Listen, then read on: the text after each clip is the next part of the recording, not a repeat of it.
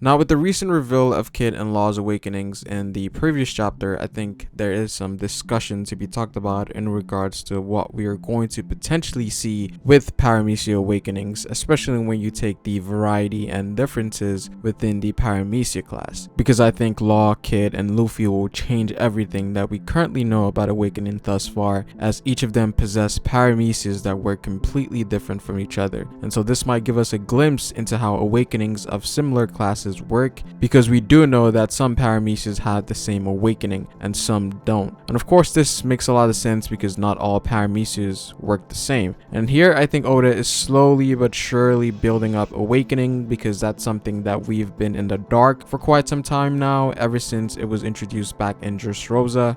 And you could even go all the way back into Impel Down when Crocodile talked about the Zoan awakenings. I feel like this arc has the most reveals when it comes down to the power system of One Piece. We got a lot of armament hockey information in this arc, specifically when Luffy was training in Udon. We have the advanced conquerors with Kaido, and finally it seems that we're finally tapping into the awakenings of Devil Fruits. And the reason that I think we're tapping into Devil Fruits now is because we're reaching a new level of strength for not just Luffy but also for the other supernovas such as Kid and Law. And so if they want to take on the Yonkos out, they must at least awaken their abilities. Of course, they are not going to be masters of their fruit right off the gate, but it is a start for them to overcome stronger obstacles as the series progresses. But before we keep going, guys, I would appreciate it if you dropped a like on this video. Let's strive for 500 likes. And hit the bell if you want to get notified for future content. Now, with the reveals of Kid and Law's awakenings in the previous chapter, I feel like this opened up a new world of awakening, because now it basically confirmed to us that awakening varies depending on what fruit you have. Now, for Logias and Zoans, because of how those fruits work and how linear it is in terms of what they offer, it's very likely that they will most likely have the same awakenings, with the exception of the mythical Zoan class, because I'm not sure about that yet. They don't function like regular Zoans. But when it comes to everything else, I think it's going to be very linear, right?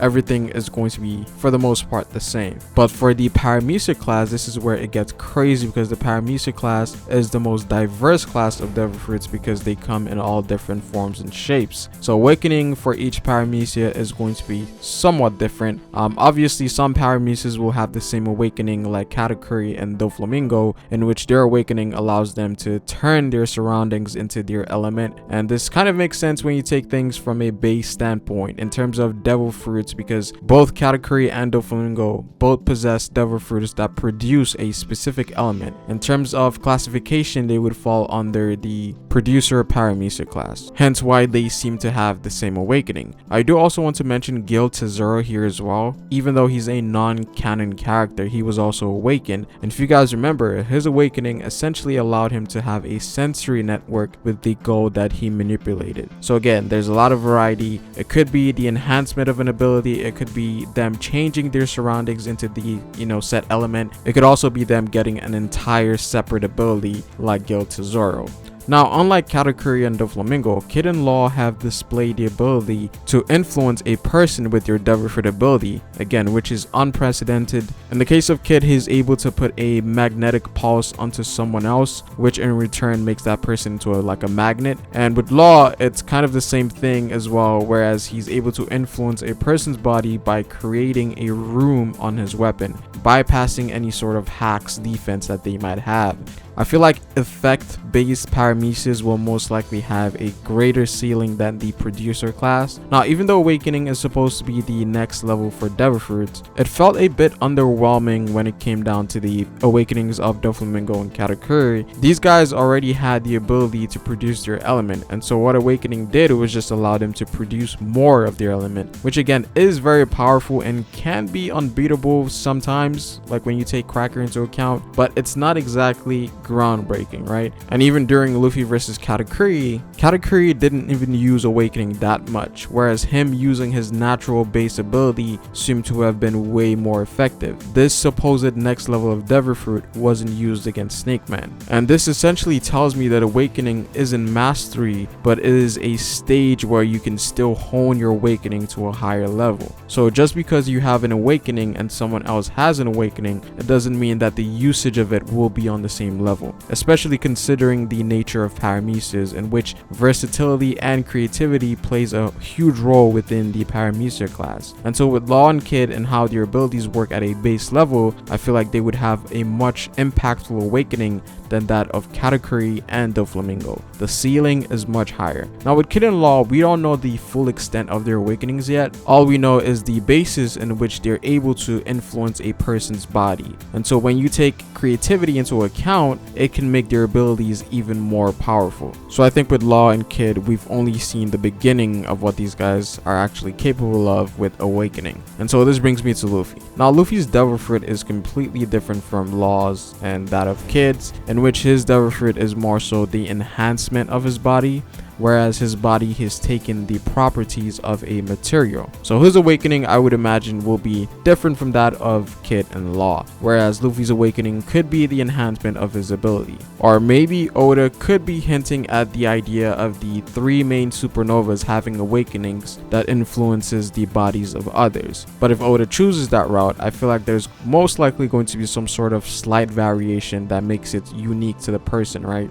Because when you examine Law and Kid's awakening, while they both have the ability to influence a person's body, it works in completely different ways. So I could see Luffy having the same thing, but his version is unique, right?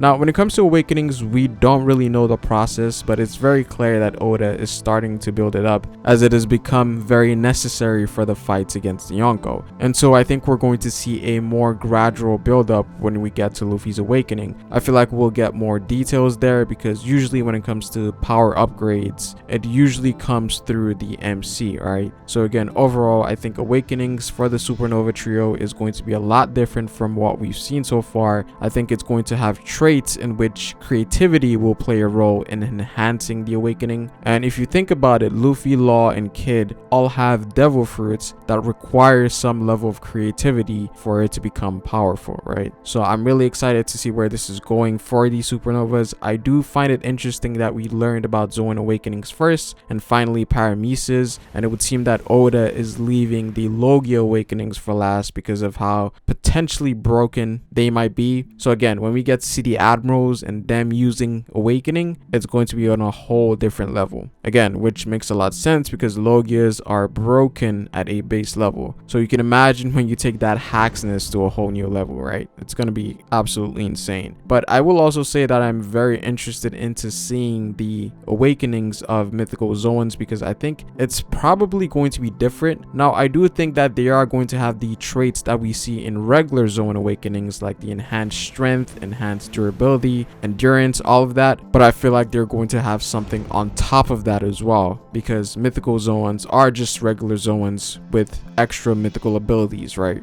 So I don't think Kaido's awakening is going to be something that we've seen before. But again, I feel like awakenings are going to be essential for the supernovas to ascend to that next level, in which they will be able to fight against top tiers. But that's pretty much it for this video, guys. I would appreciate it if you dropped a like on this video. That really helps the channel out. Comment down below what you guys think.